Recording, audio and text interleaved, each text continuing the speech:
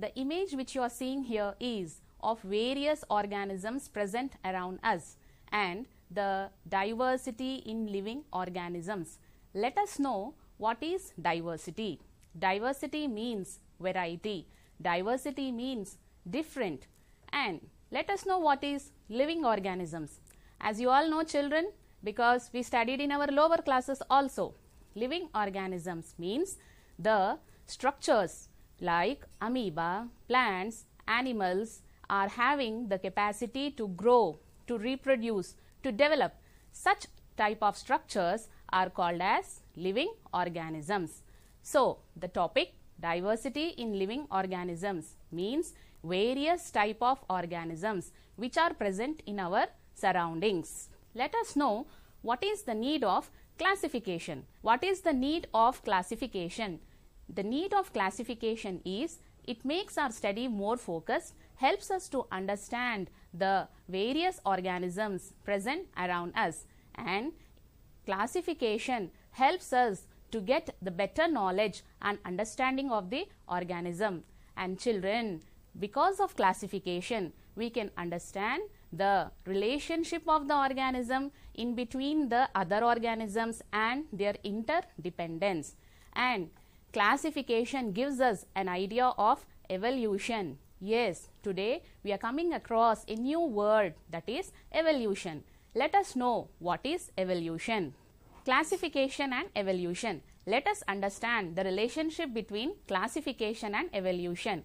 All the living things are identified and categorized on the basis of their structure, function, form, and characteristics that came into existence earlier are called as the primitive characteristics. Those are the basic characteristics. So, children, the organisms which are formed earlier are called as primitive organisms, and the organisms which are formed later on are called as advanced organisms. So, they are having advanced characters also.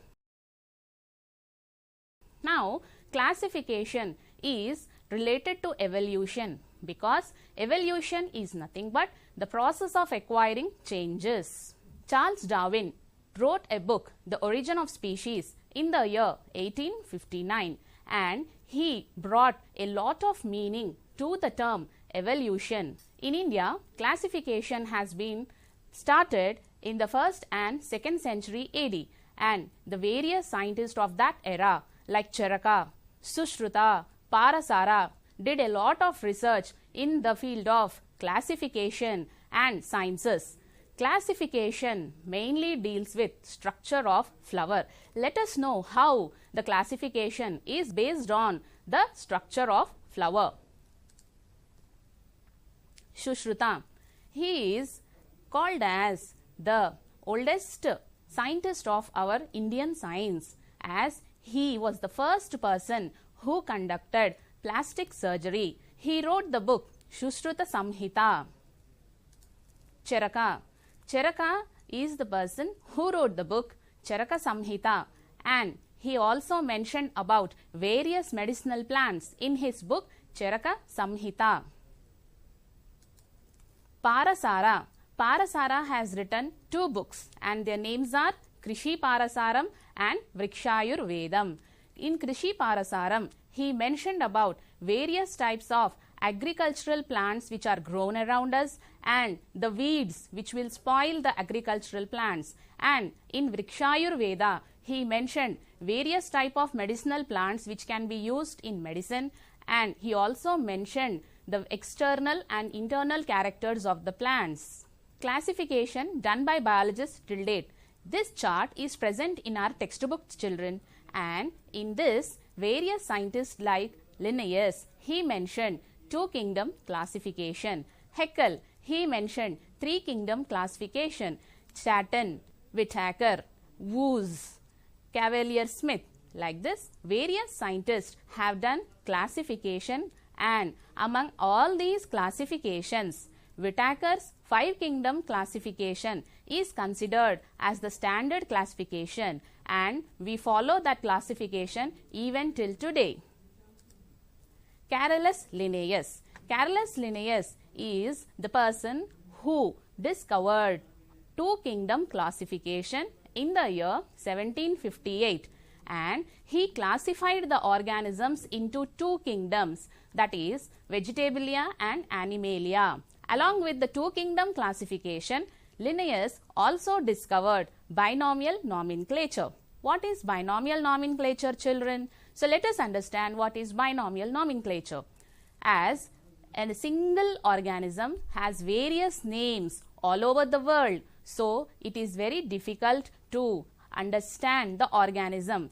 So to identify the organism, Carolus Linnaeus has discovered binomial nomenclature.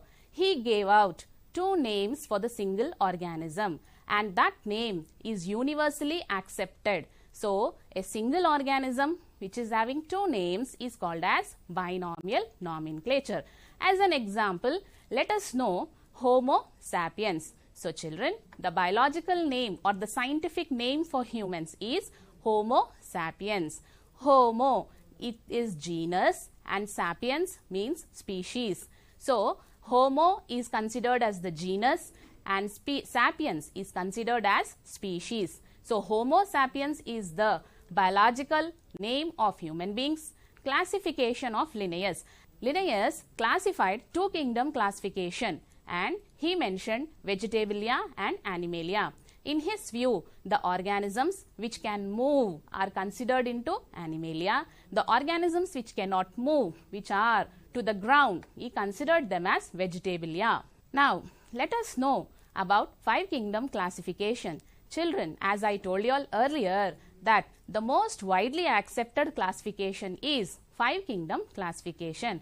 So, let us know about five kingdom classification in detail, and let us know about Robert Harding Whittaker. Children, he is the scientist who discovered five kingdom classification, and he gave out five kingdoms. Let us know what are the five kingdoms. The first one is Monera. Children, you can repeat with me. The first kingdom is Monera, Protista, Plantae, Animalia, Fungi. Children, let us know the classification based on the following criterion. That is, organism, the living organism is classified on the first criterion, that is prokaryotes and eukaryotes. Prokaryotes, that means the nucleus is absent, and in eukaryotes a well-developed nucleus is present. As you can see over here, prokaryotes, the organisms present are Monera. Yes children, Monera come under prokaryotes, that means there is no nucleus. Eukaryotes, a well-developed nucleus is present in eukaryotes. So children, let us know, in eukaryotes we have two other cells, that is the second criterion, unicellular organisms and multicellular organisms. So as you all know children, because we studied in our lower classes also, unicellular organism means single-celled organisms. Multicellular organism means many-celled organisms. So unicellular organisms, Protista, yes, Protista comes under unicellular organisms, whereas in multicellular organisms, animals are considered. Now, in unicellular organisms also, the another criterion to be considered is the cell wall. Children, as we all discussed in our first chapter, that is the difference between plant and animal cells. If the plant cell is present, in that cell wall is present, whereas in animals the cell wall is absent. The major differentiating character is cell wall. So, if the organism is with cell wall, that means it is a plant. If the organism is without a cell wall, it is animal. Next criterion for classification is food material. If the organism is preparing the food material, then we are calling it as autotrophs. If the organism is not preparing the food material, we are calling it as heterotroph. So even in plants also, two types of organisms are present, that is organism preparing the food material, that is plant, and the organism not preparing the food material, that is fungi. Next, in multicellular organisms, that is without the cell wall, animals are considered. So let us go for the next topic, that is five kingdom classification in detail. Children, you can see over here prokaryotic. Monerans are prokaryotic. That means nucleus is absent, whereas the organisms like Protista, plants, fungi, animals, these all organisms have a well-developed nucleus. So, these are eukaryotic. So, the first and the major point to be noted is prokaryotic organism, and all the other organisms are eukaryotic. Do you know leuca? So, children, let us know how a cell has arisen. We all talk about cells. That cell is a living organism. From where did this cell arise? The cell has arisen from leuca. The full form of leuca is last universal common ancestor. So, what is this leuca? All the cells are similar in nature and generally thought that all cells came from common ancestors, that is leuca. Yes children, as I told you now, the cells have arisen from leuca, that is last universal common ancestor, and this leuca has eventually evolved into three domains, that is archaea, bacteria, eukarya. And who discovered this leuca? That is 𝗧, scientist named 𝗧. Let us know about the three domains, that is the archaea, the bacteria and the eukarya. In archaea, the organisms are called as extremophiles. That means the organisms live in extreme conditions. Methanogens, that means the organisms which live in the gut of the animals. Halophiles, halo means children, remember salt condition. Halo means salt condition. So, the organisms which are living in salt conditions are called as halophiles. And thermoacidophiles means, thermo means heat, acidophile means acid condition. So, the organisms which are living in high temperatures and acid environment, such organisms are called as thermoacidophiles.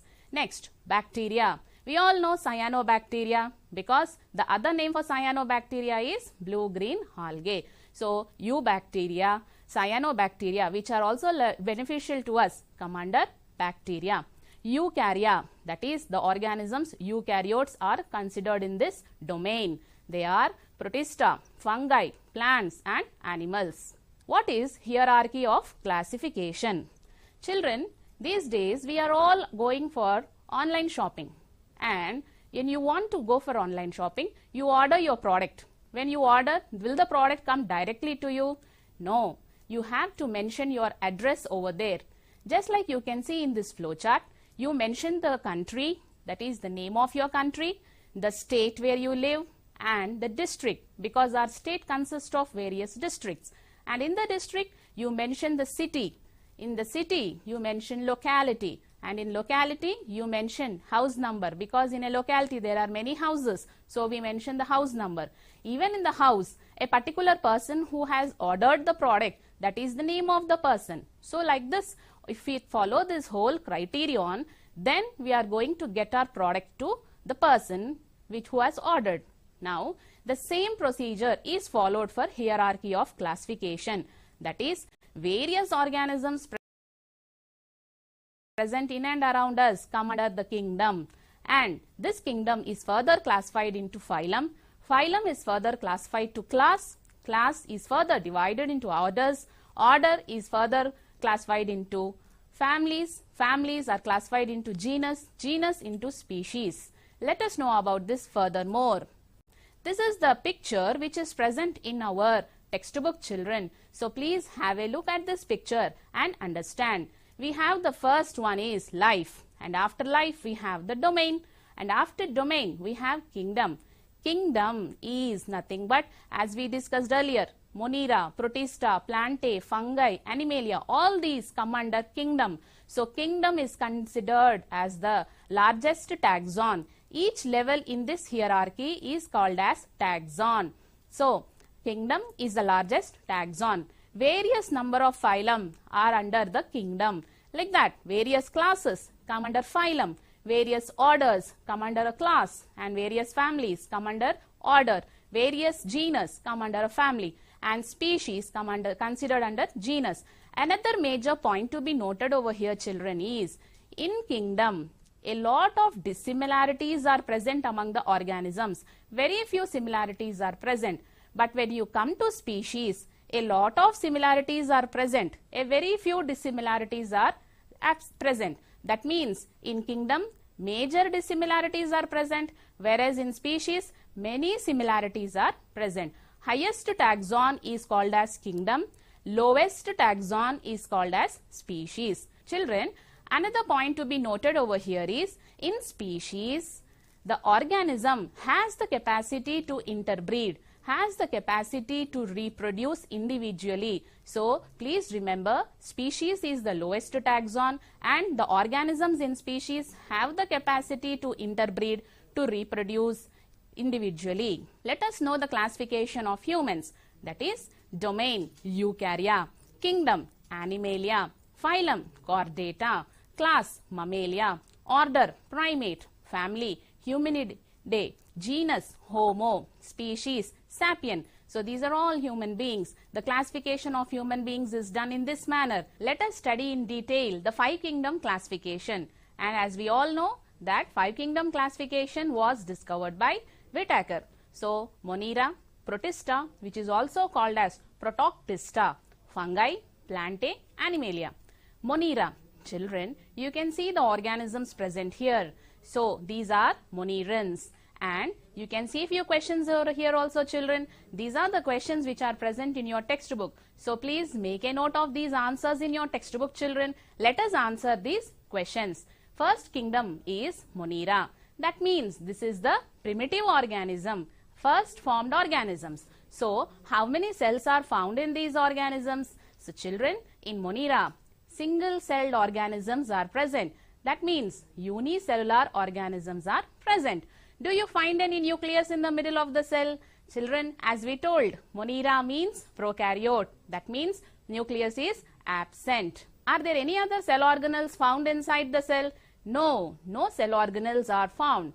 Are there any locomotor organs in them? Children, first you should know what is locomotor organelles. Locomotory means movement. So, children, these are having locomotor organelles. Let us see how.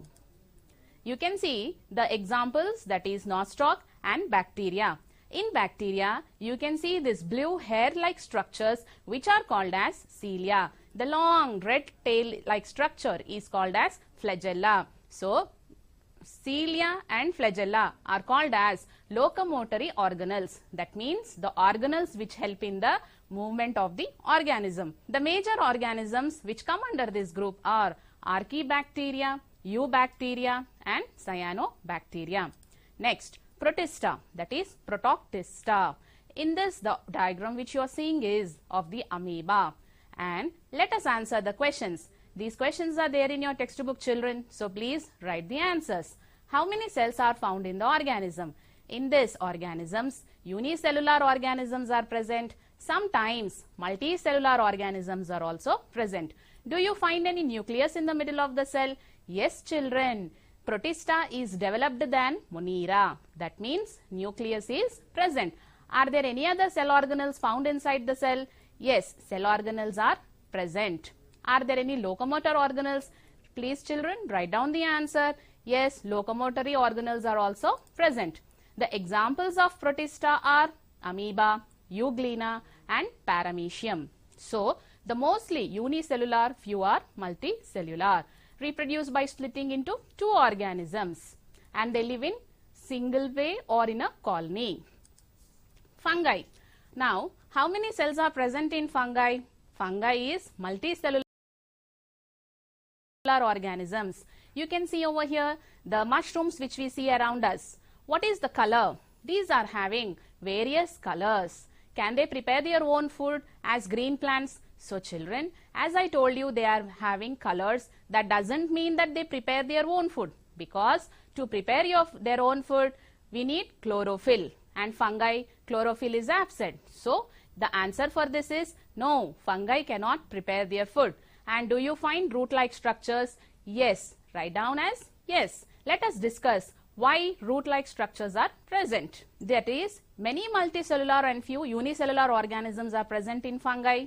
They are mainly eukaryotes, and fungi gets nutrients and energy by absorbing, digesting the surface they live. So children, how are these organisms present? How are they absorbing the materials? Through the root-like structures. And how do they reproduce? They reproduce by spores. Examples of fungi are yeast. These are present on the substances where sugar is present, like the fruits, like the leaves. This is the microscopic view of the yeast. The other example is mushroom. Bread molds. When you keep the bread for few days, you find the black color layer on the bread. That is nothing but bread molds. Lichens. Lichens are nothing but symbiotic association of fungi and algae. Plantae. Plants are diverse in nature. The basis of classifying them is the way they acquire their food and they reproduce. So let us know how many types are there in Plantae. So they are classified in 3 levels. That is, the first level is herbs, shrubs and trees. So children, when you see this image, these are called as herbs. That means these are green plants, but they are not big. They are very small and they are creeping on the surface of the soil. Plant, that is shrubs. Shrubs are woody. They are bushy, but they do not grow tall. They grow only to a certain level from the ground. Trees, as you can see the image children, trees are very big. They are having a huge trunk. Well developed trunk is present. The second level of classification is, that is the special tissues, vascular tissues. So what are vascular tissues? Vascular bundles, xylem and phloem. As you all know, xylem is useful for the conduction of the water, whereas phloem is useful for the conduction of food material. If the xylem and phloem are present in concentric ring, they are called as dicots, and if they are present in the irregularly manner, they are monocots. Next one is presence of the fruits, that is the seed is enclosed inside the fruit. You can see over here this is gymnosperm and over here angiosperm. For the gymnosperms, ovary wall is absent, whereas in angiosperms, ovary wall is present. Observe a moss plant. Children, when you are seeing this image, what is that you can understand? You feel that this is a flower, but children, this is not a flower. Where do you find them? During rainy season, you find green color velvety patches near the bricks, near the walls, wells. So when you scrap that and see under a microscope, you find these structures. These are not flowers, but these are spores, that is sporangium. You know, spores are similar to seeds, but the difference between spore and seeds is the food material. In spores, the food material is very less, whereas in seeds, there is lot of food material. So the structure which you are seeing here is sporangium. Inside the sporangium, you have spores. This is the sporangium of fern. The brown color dots which you are able to see are the sporangiums in which we have spores.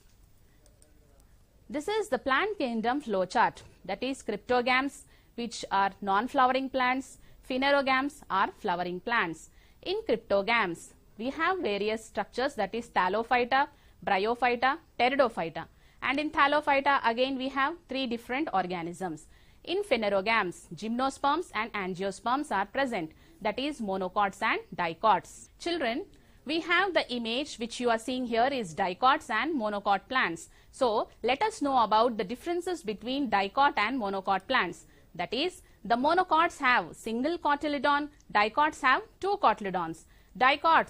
Monocots have fibrous root system, whereas dicots have taproot system. Monocots have parallel venation, dicots have reticulate venation. Examples are corn and wheat, beans and apples in dicot. So you can see the image over here. The leaves which you can see here, children, are showing parallel venation. The leaves in the dicots are showing reticulate venation. The root system is fibrous root system over here, and over here you can see taproot system. Let us know what we have learned till now. Children, we discussed about the need of classification, classification and evolution, history of classification, hierarchy of classification, 5 kingdom classification in detail, moss plant kingdom in detail. Improve your learning. Children, take these questions as the work, complete the work and show to your teachers. What is the basis for early classification? What are the advantages of classifying organisms? What write about Carolus Linnaeus? Explain about Monera, Protista, fungi. How do monocots differ from dicots? For better understanding of the concepts, solve the worksheets. Please visit the official website of SIET.